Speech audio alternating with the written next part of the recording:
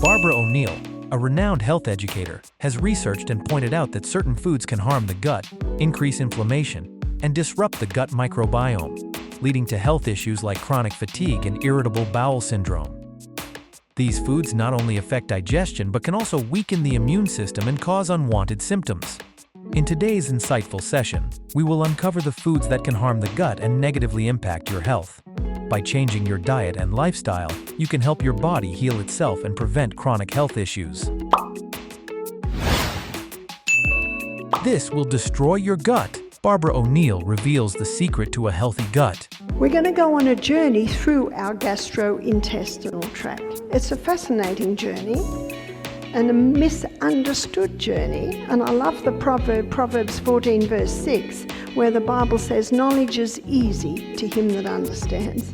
When you understand the gastrointestinal tract, you automatically have the knowledge on how to treat it. And we begin with the mouth. That's the first organ. We don't think of the mouth as an organ, but this gastrointestinal tract is a hollow tube. It's considered an external environment. We know that the skin is an external environment. Anything that touches the skin isn't part of us till it gets through to the blood. Same with the gastrointestinal tract. Anything that goes into the gastrointestinal tract is not part of you or me till it gets broken down into tiny little substances that absorbed into the blood. In our first lecture tomorrow, we're going to be looking at diabetes, and I'm going to show you what happens once the nutrients get into the blood.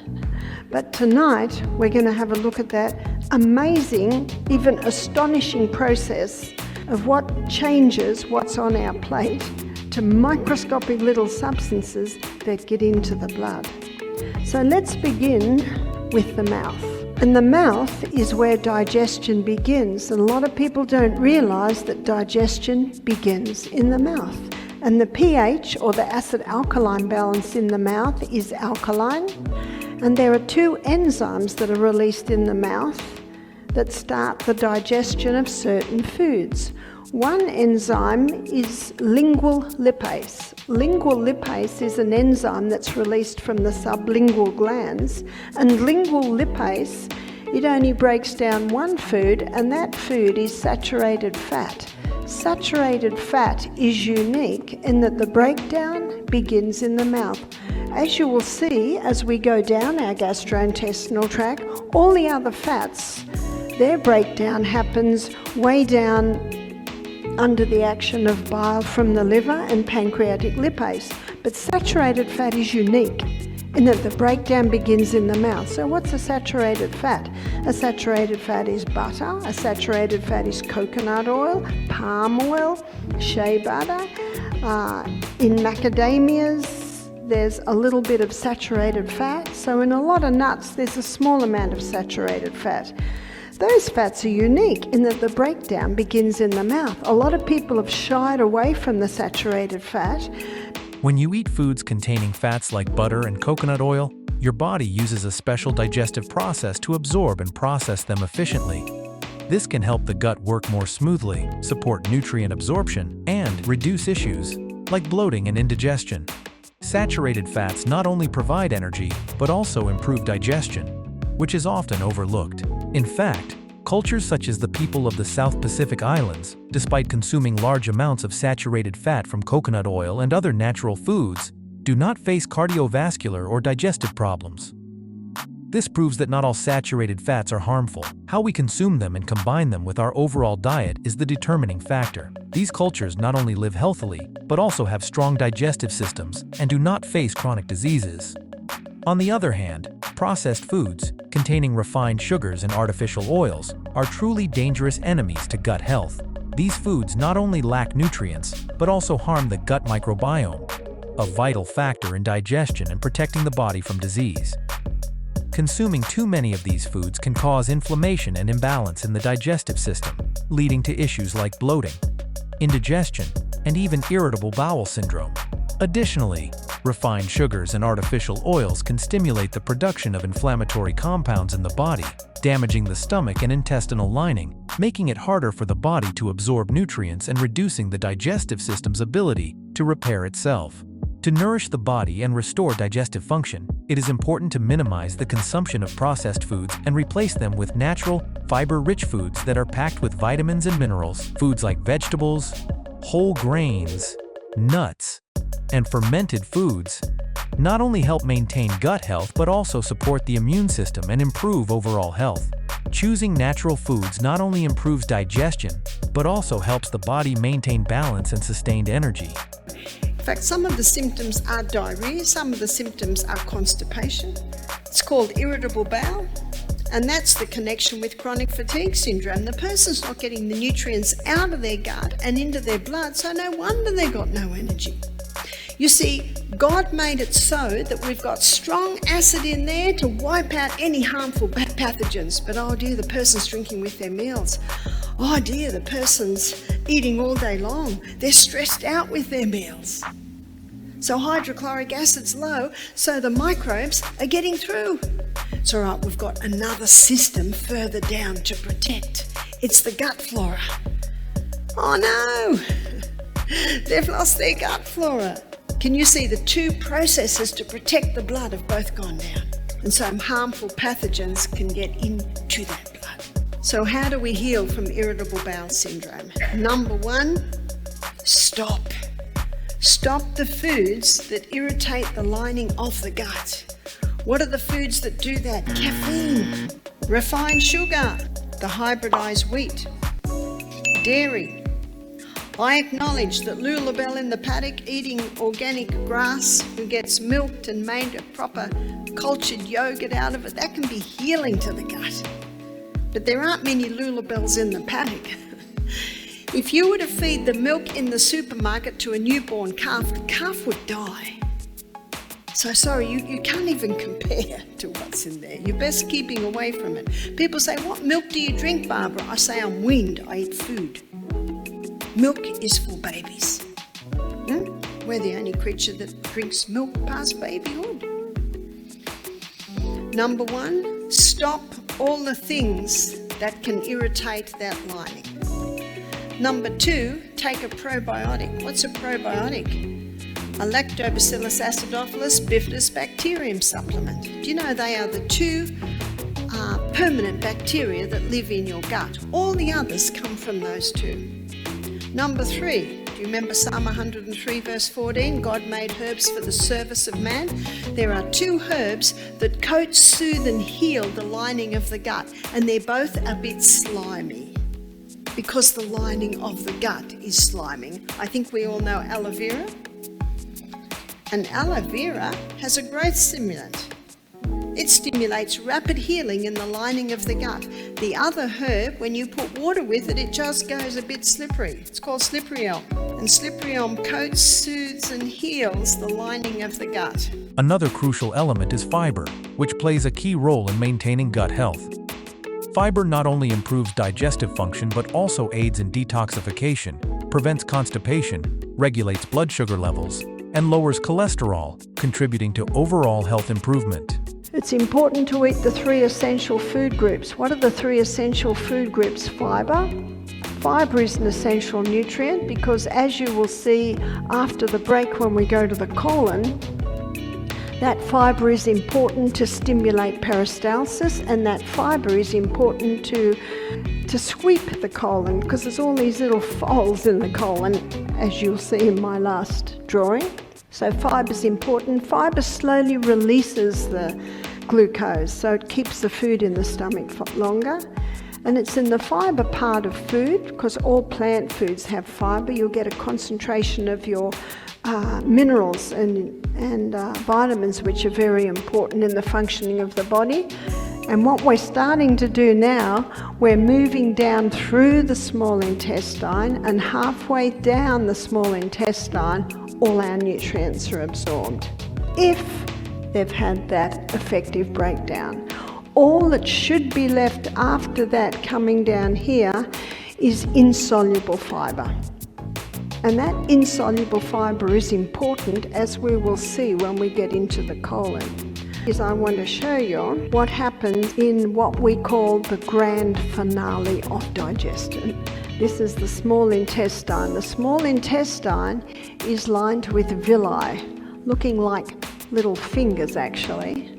And that villi has a blood capillary network all the way through it. So I'm going to, hopefully this will work. I'm just getting to know this. Yes, we've got blood. There's the blood capillary network that is all through the little capillaries. Now remember I said to you that anything that goes into our gastrointestinal tract is not part of you or me until it gets broken down to tiny particles. Then it becomes part of you and me when it gets absorbed into the blood. Turf wall is made of Lactobacillus acidophilus and bifidus bacterium, called our microbiome. And when we were in our mother's utero, our gut was sterile, no bacteria there.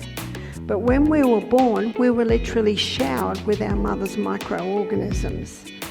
And those microorganisms, Lactobacillus acidophilus, bifidus bacterium, they're the two permanent ones, and from them all the thousands of others are made. And these microorganisms are responsible for the final breakdown of our food. But didn't the breakdown happen with our enzymes? It certainly did. But these microorganisms, they're responsible for the release of our B vitamins. These microorganisms are responsible for the production of melatonin. And as we'll find out later in the week, melatonin is an important hormone that helps us sleep at night. These microorganisms are also important in the production of glutathione. And glutathione is a very potent antioxidant, called the most potent antioxidant. These microorganisms are also responsible for the absorption of the nutrients out of our gut and into our blood. These microorganisms are also important for the nourishment of the cells that line the gastrointestinal tract. These microorganisms play another role. They protect the blood against any harmful pathogens that may be in the gut. You might have heard the quote of Hippocrates, called the father of medicine. He said, all disease begins in the gut. Because these microorganisms, they play an integral role, yes, in the protection of our blood, but also in that final breakdown, but also in the absorption.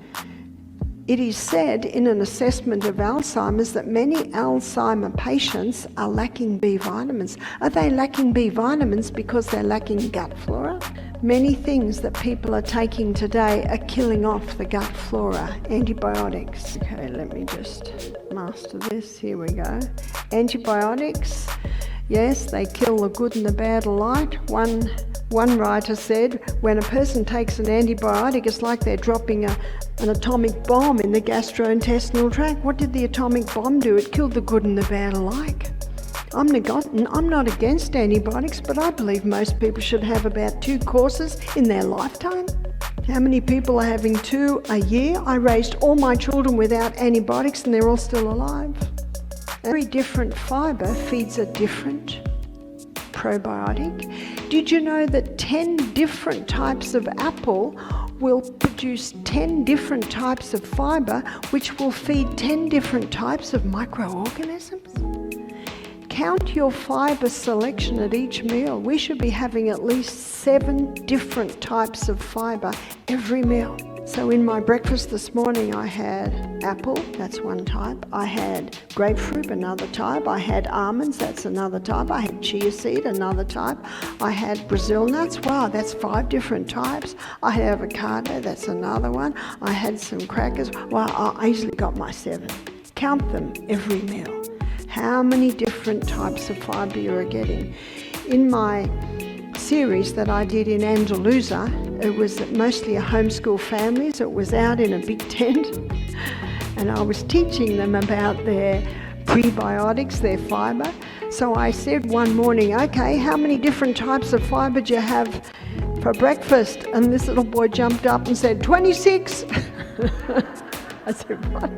I said to his father, 26? And his father went, he's having as many different types as possible. All those different types of fibre feed different microorganisms in our gastrointestinal tract. fascinating. So that's how you can rebuild your gut flora by, yes, probiotic foods, but also by looking at the selection of fibre that you have every meal. To ensure effective digestive function, you should allow enough time between meals to rest. The ideal time between meals is about 5 hours. Additionally, drink water between meals instead of during meals, as drinking water during meals can dilute stomach acid and affect digestion. Some ways to stimulate the body to release hydrochloric acid and digestive enzymes are to drink fresh lemon water before meals. Just drinking 1/3 of a cup of diluted lemon water will help enhance digestion. Ginger tea is also very useful, as ginger can stimulate the body to produce digestive enzymes. You can drink 1/3 of a teaspoon of fresh ginger in a cup of warm water before meals to support digestion. When food enters the stomach, the pyloric sphincter closes until the food is properly broken down. This valve only opens when the stomach senses that the food has been digested enough and then allows the food to pass into the small intestine. However, if you eat more food between meals, the stomach will continue to process the food, which can lead to undigested food remaining in the stomach by the end of the day. This can create a favorable environment for fermentation, causing discomfort. You will likely notice that when you provide your body with the right conditions, your digestive system has a remarkable ability to heal itself. Start nurturing your body with a diet rich in fiber and foods that protect your microbiome. Remember, our bodies have a powerful ability to recover when properly cared for. Thank you for joining this journey of discovering natural healing methods for gut health. If you enjoyed this video, don't forget to give it a thumbs up. Subscribe to the channel for more natural health tips and leave a comment below. See you in the next video.